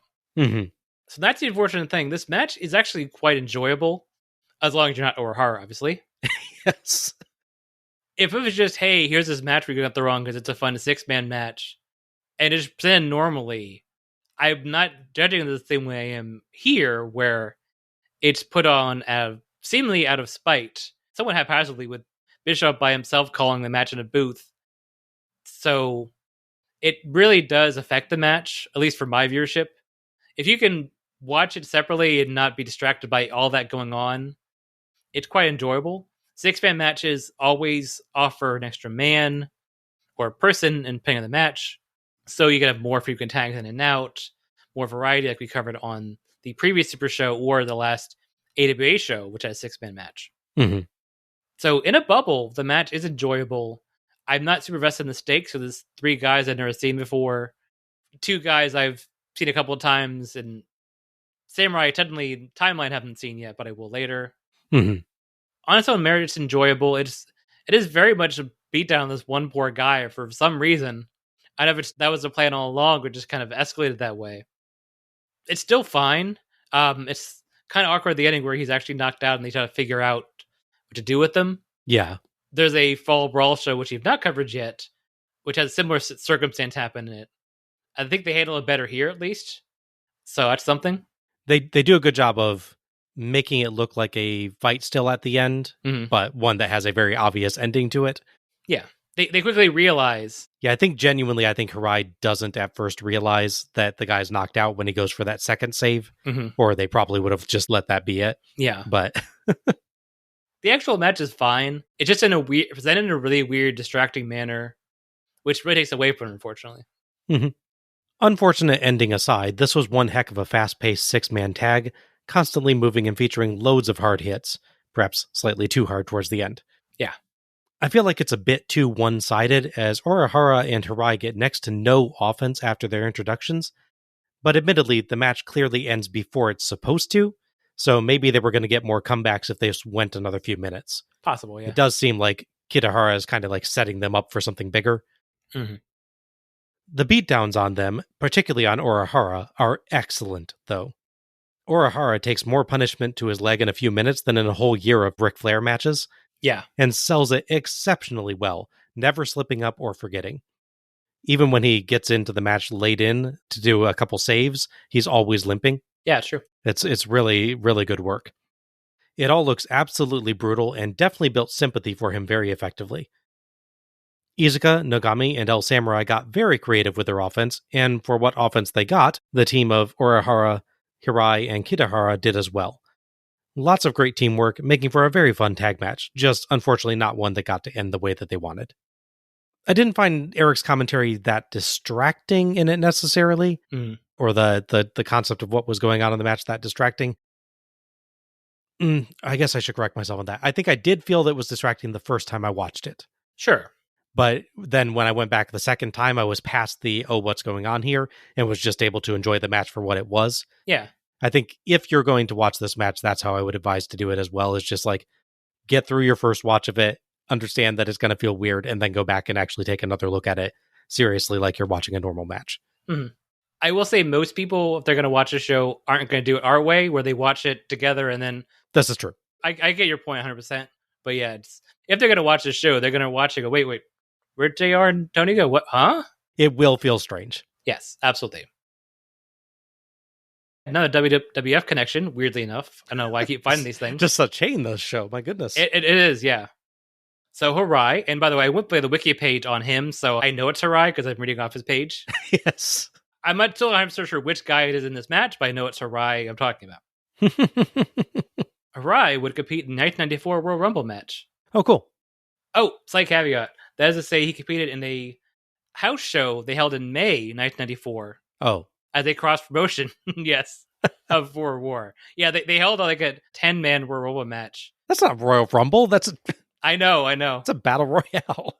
If it helps, it did foreshadow future events because Undertaker, understandably being the top guy in that match, won the Royal Rumble. So he won it a good, 13 years before he'd actually win it, I believe. Oh, interesting. But yeah, I was like, Royal Rumble match, that can't be right. And I'm like, oh, I went to cage match. I'm like, oh, that's really misleading. Yeah. 10-man Royal Rumble. Yeah. I figured I'd do that little rug pull on you there. It's like saying he won a 20-man World War III. I know. It's way too sane. Good gosh. We cut right to our final match, which is Sting versus Hiroshi Hase. Yes. Referee for this one is unknown. At Starrcade 1992, we had the great match between Vader and Sting to declare the King of Cable. Did he get a ring from that? It's still not clear. I don't think so. I think the rings were only for the previous year's Battle Bowl. Did he at least get a new TV? You would hope so. Yeah, right? Or a crown that's shaped like a TV set. Ooh, I like that. Or more accurately, I guess, a crown that's shaped like a cable box, probably. Yeah. It's the king of cable, not just of TV. True. I'd like to have the little rabbit ears, though, to adjust that in your crown. That'd be nice. probably joked with this at the show. I don't remember. It's been so long, but I feel like making that joke again. Yeah. Hase, by the way, is involved in a bit of history in the build-up to this show. Mm-hmm. In December 1992, he'd have a match against then IWGP champion Great Muta, which would be a very bloody affair. Oh. In fact, it is so bloody that the Muta scale, how you grade how much someone is bleeding in a match, comes from this match. Okay, interesting. Hase is not the guy that I would be expecting to be the other partner in that match then. Yeah. He seems too nice to end up bloodying someone that badly. Now, Wikipedia mentions that, I guess in 1990, they had a match that led to Hase bleeding very, very heavily. So in a way, that was supposed to be a reprisal, I guess. Gotcha. Or just an accident that happened in the match, and they kind of had to go with it. Yeah. You can't exactly stop bleeding in a match. As Kerry Von Erich demonstrated once, yes. Yes, definitely he did. JR and Tony are back. Bolstering our theory regarding the prior match, Tony and JR make no mention of returning to commentary after handing off to Bischoff, so yeah, they didn't hand off at the time that they recorded their commentary. No. Sting has a great light blue, white, and gold long coat with fringe this time, with blue and white face paint. It looks great. Hiroshi Hase comes out in a leather jacket in blue and gold. I approve. You would, yes. Actually, a little bit shocked that WCW let that entrance show since he's wearing the University of Michigan's colors. True, yeah. Given the Steiners have left. Mm-hmm. Hase throws his t-shirt to the crowd. Tony and JR both express their respect for Hase, and JR runs through his background as a teacher and then calls him his favorite athlete in Japan. Oh, wow. Hase and Sting shake hands, and Hase also shakes hands with the ref because, you might as well. Yeah, sure. JR notes that he wants to get back home and have a burger that costs less than $20, drawing a chuckle from Tony. Sting is clearly the bigger and stronger, pressing Hase up and pumping him in the air, then knocking him out of the ring with drop kicks before giving a Stinger call. JR points out the crowd loves Hase, but are still huge fans of Sting. Hase into the ring, and Sting lets him stand up. Hase lands kicks and chops, then locks on a headlock, nicely kneeling to negate Sting's height advantage. They face off with shoulder blocks and simultaneous drop kicks, and Hase gets Sting down for various leg holds, including the grapevine chin lock from Dragon vs. Liger. Hase also pauses at one point to dance kind of like Rick Rude, oddly. Is that just a Hase thing at this point? I don't know. Yeah, they cut his last match, so we don't know. Hase goes for the Scorpion Deathlock, but Sting punches free before he gets it on. Hase works the leg with kicks and a high elevation single leg crab. Really nice. Mm-hmm. Sting suplexes him for one, but Hase hits a Russian leg sweep, and JR points out that Sting keeps reaching for his hurting leg. Hase gets 2 counts with a swinging neck breaker and a top rope knee drop, and tries a sleeper, but Sting turns, so Hase smoothly turns it into a headlock and body scissors. But the ref forces a break, as Tony theorizes it might have been turning into a chokehold.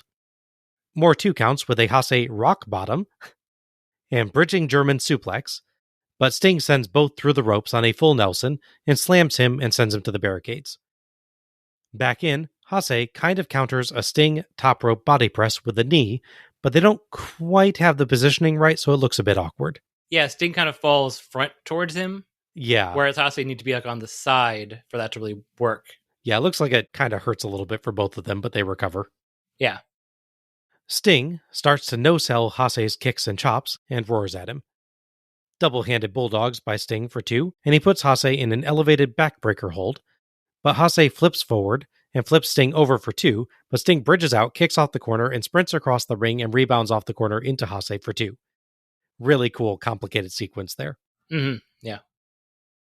More 2 counts with a Sting German suplex, a Hase roll-up with grabbing the tights, interestingly enough, and a massive Sting clothesline. Sting hits a huge jumping DDT, slams Hase, and hits a top rope splash for the 3 count and the win. Sting takes a moment to rest before getting his hand raised, and we see folks trying to rouse Hase, but unlike Orihara, I'm pretty sure he's just selling, as nothing looked like it would have caused a legit knockout there. No. We cut right back to Eric Bischoff. But first, thoughts on this one? I thought this was a really strong match. It's interesting that it's, as far as I can tell, a real face versus face match. Yes, they're definitely being treated that way by the crowd, at least. Mm-hmm. Those can be really good or really heatless, depending on the performer. It's a challenge situation to not have a guy that is, blatantly evil or corrupt for a face like Sting to go against. Obviously, his greatest rivals are people like Flair and Vader, Right. where there's no question of what their allegiances are. Yeah, you can lose the crowd just because they're not sure who to cheer for. Yeah. Or because they don't want to cheer against either guy, so they kind of just stop. Yeah. But in this case, they were into it quite well. On the plus side, this is in Japan, so we don't get a USA chant. This is true, yeah. That would make it a little more awkward. This is one of the matches where you really get to see Sting, like how strong he is, especially at this point. Mm-hmm. I mean, his upper body, not his lower body. His thighs are very massive and thick looking in this outfit. Obviously, when he fights Vader, you get to see hints of that because moving Vader at all is impressive. But the guy like Hase, he really gets to play the power wrestler, which is nice. It's interesting, definitely. Like, this is a different atmosphere to this Sting match than the norm that we get. Mm-hmm. Hase, meanwhile, does just a nice power move of his own, despite being a slightly smaller guy. Those Sambo suplexes, the ones where it just sort of spins him around and knocks him down, look really nice. Mm-hmm. He definitely has the whole counter wrestling thing down, which is a nice touch. Yes. It's certainly not to say that Sting's not a technical wrestler, because obviously Sting knows his holds very well, even at this point. But definitely playing that more with Hase, like he knows how to counter out of luck, this or hold in more. Sting very much becomes a reactionary wrestler at certain points of the match. Mm-hmm. His sudden, as JR says, he wants a 3-point stance in the clothesline and just fighting on moves like that. It's a neat dynamic to see Sting wrestle like this. Yeah, because there's no heel cheating and not a Flair working the leg over, poking the eyes. With lesser people, this probably couldn't work. Because like I said, the crowd would be divided. They don't want to cheer against Hase, for instance, so they won't cheer at all. Really quite a good match in that regard. Yeah. I think the crowd kind of decides early on, we like both of these guys, and therefore we're happy with whichever one wins, so we're just going to cheer for both of them. Exactly, yeah. Yeah, it's an interesting atmosphere. I thought it was interesting to see Sting do his sort of backwards dive out of the corner. Mm-hmm. I don't think I've seen him do that before. He's obviously dived towards the corner quite a bit. He spent 30 years doing that. Yeah, I think there might be one other match maybe where we got that spot, but not off of the complicated sequence that led up to it in this one. Yeah. I decided to dub that move, by the way, the reverse falling fridge. He's throwing his back at him instead of his whole chest at him. Yeah, I could see that. That'd be a really dangerous thing, an actual reverse falling fridge, because that's the electrical panels and fans and stuff would be. Oh, yeah. That's true. There's no good way to have a fridge fall on you, but there's definitely worse ways to have a fridge fall on you. Yeah. Especially if it's plugged in. Oh, yeah, for sure. But yeah, I like that how competitive the match was.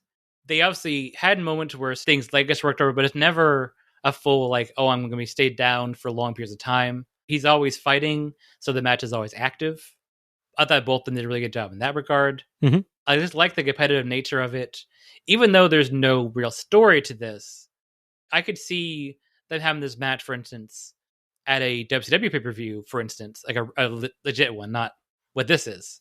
And go let's say Sting wants to challenge against Muta for both titles, hypothetically. So him and Hase have a match, and the Summer Contenders match. I could definitely see a match like that working. Stakes would definitely elevate this match even further than it is. As it is, it's a very fun, competitive match, well worked, and even though I know it's not actually the main event of the show, it works as the WCW main event of the show. Yeah. If they had to pick one other than the actual main event to make their main event, this one makes sense. That's a big cross-promotional match. The only other one that I could see them shifting into that order would be the Muta versus Chono one, just because of the importance of it with the titles.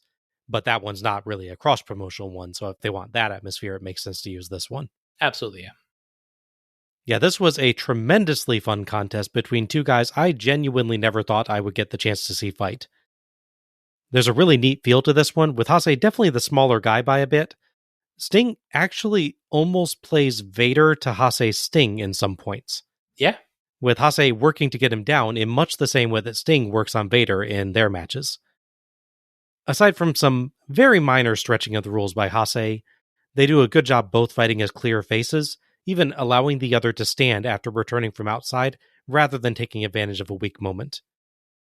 They told a good story of Hase using speed and clever tactics to try to outdo Sting's power, with Sting landing less blows but more impactful ones.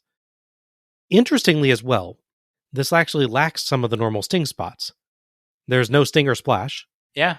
and only Hase actually goes for the Scorpion Deathlock. True, yeah. So this was a really unusual Sting match, but a really good and fun one. Hase is so much fun to watch, and I'm glad I got to see more of him in this series. Mm-hmm. I really enjoyed this. Oh, yeah.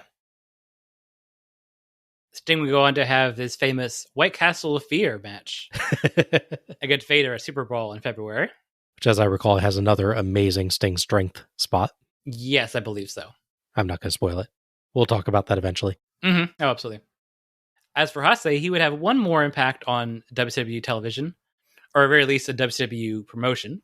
Mm-hmm. In 1994, he would briefly hold the WCW International Heavyweight title, winning it from Rick Rude and then losing it back to him as part of a Japanese tour. Oh my gosh. I'm sorry, Hase. Then, of course, he would pop up again in Collision Korea, which they don't like talking about, but, the show still happened, so. Yeah. I just realized that's probably the first point where we actually mentioned Hiroshi Hase, because I think we talked about the WCW International World Heavyweight Championship well before we saw Collision in Korea, because it came up on the Starrcade run. Yes. So we probably mentioned his name at some point during there, and at the time didn't know who the guy was. Yeah, I probably go like, oh yeah, some guy named Hiroshi Hase won the title. Little did we know we'd love him. Yeah, I'm sure I didn't give it the same reverence I give it now. Bischoff thanks us for joining WCW for the Super Show. You're welcome, Eric. And calls the action tremendous. And Supershow III is done. That was unceremonious. Yeah, right? So overall thoughts on Supershow III? It's a very strong show as far as in-ring goes. All the matches are, I'd say, good to great. Homemade Simmons doesn't quite deliver fully, and there's some outside aspects affecting the six-man match, but there's not really a bad match. Yeah. Previous shows had the Elegante matches, which had varying degrees of success. This one doesn't have that going against it. By no means is Simmons and his homemade comparable to El Gigante match. Yeah. It's a shame there's just not more stakes in this show. I mean, as it is, it's a cross-promotional super show where these guys wrestle. A lot of the matches where there are actual stakes are either for titles that don't really matter in WCW, like, let's be honest, the NWA title, really. They'll pretend like it is, but it doesn't really matter. Or they cut the matches where it matter, like cutting the tag team title match featuring the Steiners. Yeah. I wish the show was easier to watch and not have to go through hoops like we did to track it down or even realize there was a copy to watch, even if it is at maybe 240p, if you're being generous. Yeah, I'm pretty sure that's right. Yeah.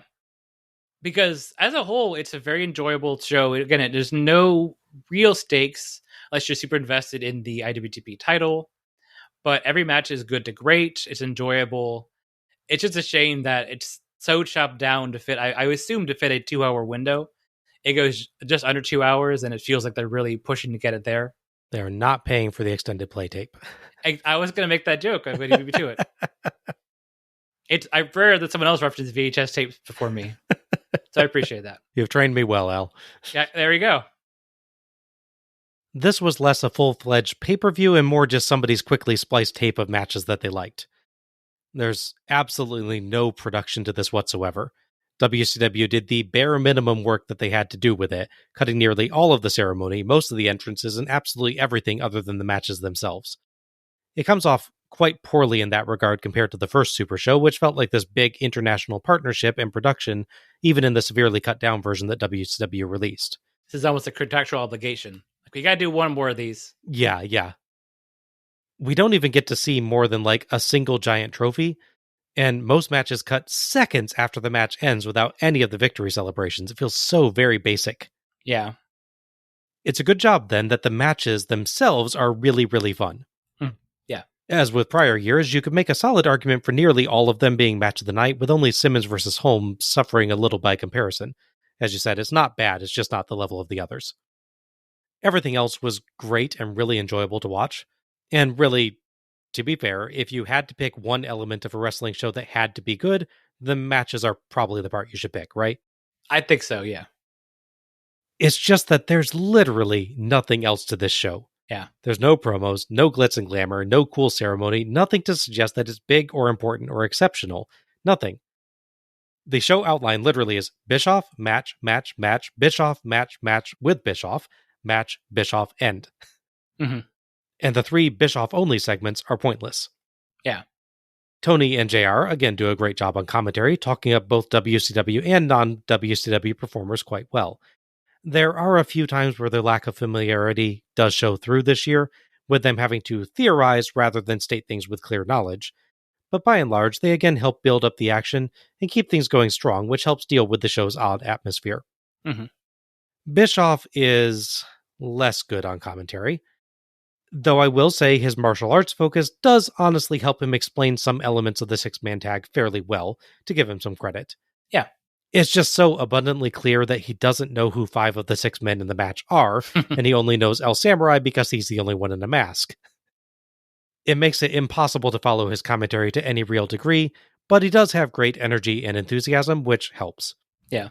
Still, I definitely prefer Tony and JR on this show. Yeah, I wonder if, like, given how it worked, if they could have gotten someone else in the booth with them, even if it wasn't a regular guy. Technically, even Ventura was around, and why Ventura couldn't throw him in booth with Bischoff. Or just have Tony in there too. I mean, Yeah. Have somebody to play off of. I don't know if Tony just schedule-wise wasn't able to do it when they needed to do it, because he's still with the company, obviously. So true, yeah. It is a very weird thing that they're not only doing this, but they slot in Bischoff solo, which is, credit to him. And admittedly, this was probably his choice, so he has himself to blame. But credit to him, that is a hard thing to do.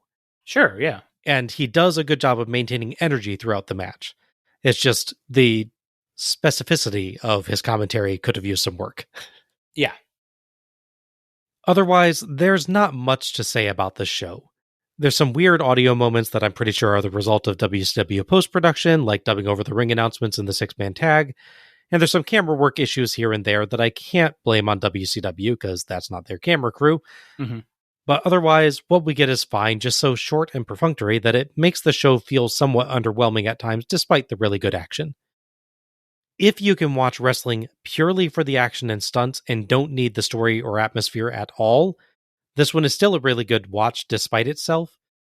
But if you need a little more effort put into the production to really enjoy a show fully, this will be the toughest of the super shows to enjoy.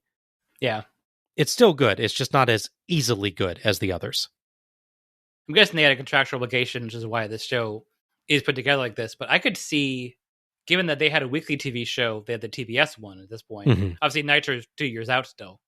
I could see if they wanted to sort of bolster their tape shows, pick a match like once a month or once a week maybe, and show here's a special match that aired in Japan. Yeah. And show like Sting Hase match on the TBS show. I could see that being a good thing, because they clearly do not value this as a pay-per-view now. No. So I could see just saying, but we have this cool footage, so let's use it. And maybe we might be able to get some of these guys over here at some point. It'll be a good setup for our American fans to see it. Exactly. And you'd actually get more mileage out of it in that respect by doing it on your free TV show. Yeah.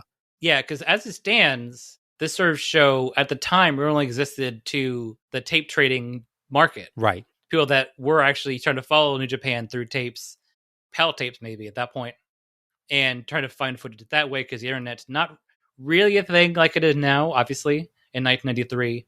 So you're marketing a show to a niche audience inside your own audience, and then you're really doing it in a lazy, sort of haphazard way. Yeah. Other than, we get to watch Sting and Hase wrestle, which is a good thing. It's a great thing. I don't know if you're really pleasing that audience with them, which is maybe why they didn't do a fourth one. Yeah. Match of the night and MVP. So, Al, what is your match of the night? Okay, like you said, case can be made for nearly all the matches being match of the night. Obviously, as mentioned, some stuff takes away from the 6-man match, and the Simmons-Holman match is disappointing in a certain degree, but not terrible. So I'll tell you exactly what I did. So what I did, I started watching the show from the beginning when I rewatched it. I rewatched Liger and Dragon. Thought this match is amazing, like I said many times. I'm going to go on my note. I'm going to write this down as match of the night. Then I'm going to watch the rest of the show. And if they change my mind, I will rewrite my note for this. Gotcha.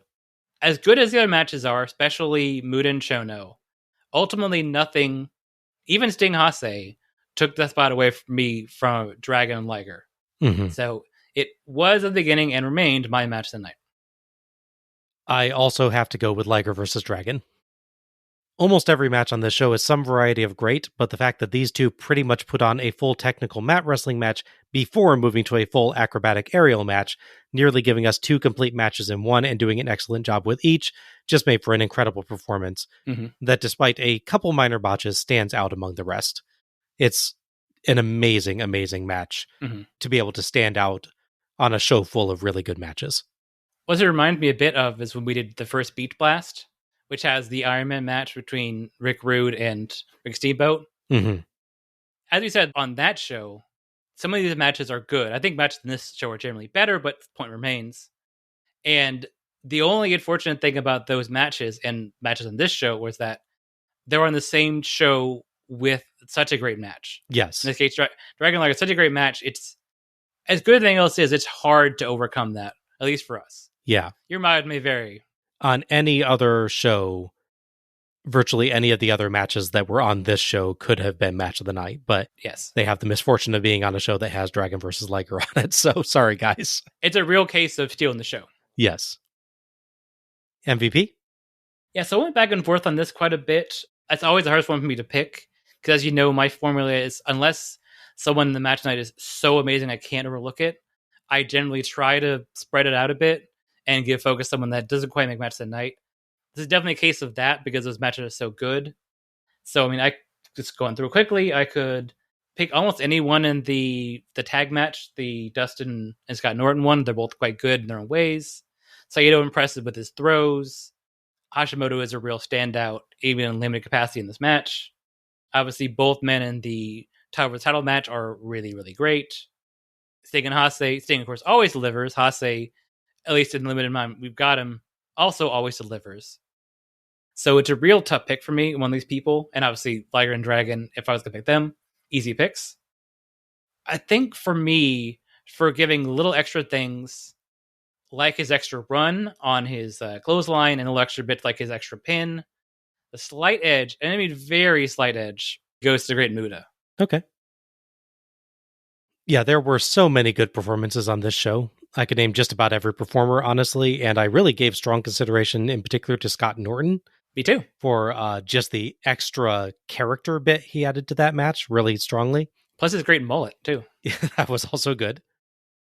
But I'm going to go with an unusual one, I think. Okay. And that is, assuming again that I have identified people correctly, all right, Orihara. Okay. He takes an absolute kicking in the 6-man tag and sells it really impressively. He does. Drawing tons of sympathy and making Izuka, Nagami, and El Samurai look amazing. And watch him from the moment he takes the first strike to his leg to the point when he unfortunately gets KO'd. He never once forgets to sell the leg. It is tremendous work. And that wraps up our review of Supershow 3. If you've enjoyed listening to us tonight, you can find us on Facebook as Let's Go to the Ring. A link will be available in the episode description. Follow us for episode announcements and other show details, and share your own thoughts about each show as we go through. You can subscribe to our show on Apple Podcast, YouTube, YouTube Music, Audible, iHeartRadio, Spotify, TuneIn, or Pandora. And please, if you've enjoyed this show, give us a rating or review, and share the show through your favorite social media platforms to help others discover us. Many thanks to ProWrestlingHistory.com for attendance figures, and Gina Trujillo for our logo. Sadly, we are already done with this series. Yeah. Only 3 shows, but man, what a lot of terrific matches we got to see. Being completely honest, this has been one of the greatest series that we have watched, in my opinion. I think the only series that approaches the consistent warm feelings I've got about these shows is Wrestle War. Yeah, it's fair. So next time, we're going to wrap up this series with our usual reflection on the series as a whole. We'll share our thoughts on the overall series, play some games, build our ultimate cards, and likely have some very weird rebookings. And then, we're going to let you know what we'll be up to next. Join us for the fun. This is Bob Moore for Alec Pridgeon, signing off. Good night, everybody. Happy wrestling.